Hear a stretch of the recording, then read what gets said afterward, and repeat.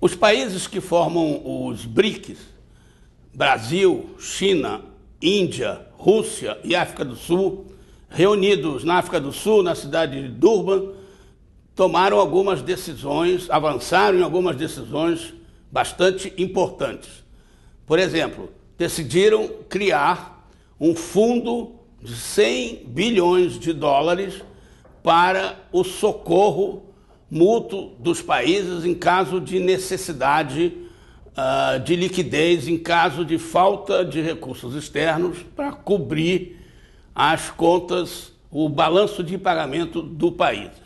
É uma espécie de um FMI, de um Fundo Monetário Internacional, que vai ser formado e tocado pelos próprios países, em paralelo com os organismos multilaterais tipo FMI.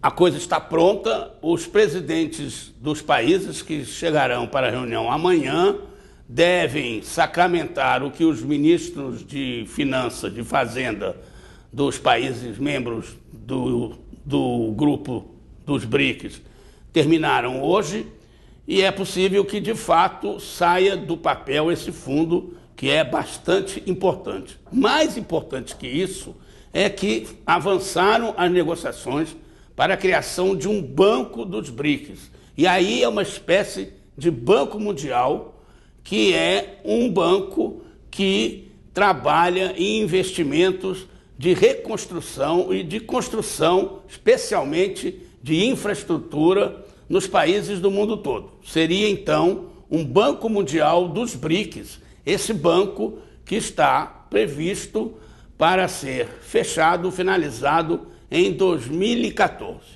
Os BRICS não são nada, os BRICS não são uma associação formal de países de uma mesma região, países de uma mesma área econômica, nada disso. Os BRICS foram uma invenção de um economista inglês, do banco Goldman Sachs, que percebeu que um grupo de países grandes, com populações grandes, com mercados internos bem grandes, poderiam formar um tipo de país com potencial de crescimento forte no futuro e nos anos que se seguem, com perspectivas de ter grande importância na economia internacional, na economia global. Os BRICS, na verdade, são mais da metade China. A China é muito maior do que todos os outros, Brasil,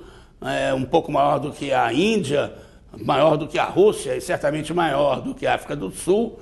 E tem nos BRICS esse desequilíbrio em favor da China, mas de toda maneira, aos poucos, eles foram formando uma espécie de clube de interesses mútuos que agora avança de uma maneira importante, com decisões que podem ser realmente interessantes para o conjunto. Na mesma reunião, Brasil e China fizeram um acordo de troca de moedas, de compras de um país e do outro, intercâmbio comercial entre eles em moeda local, ou seja, ou em reais ou em yuans. Ou seja, agora há uma linha de 30 bilhões de dólares para favorecer, incentivar e estimular em moeda dos países, não é passando pelo dólar, não tem a ver com o euro, nada,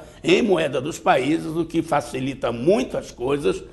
O comércio bilateral Brasil-China deve ser ainda mais incrementado a partir daí.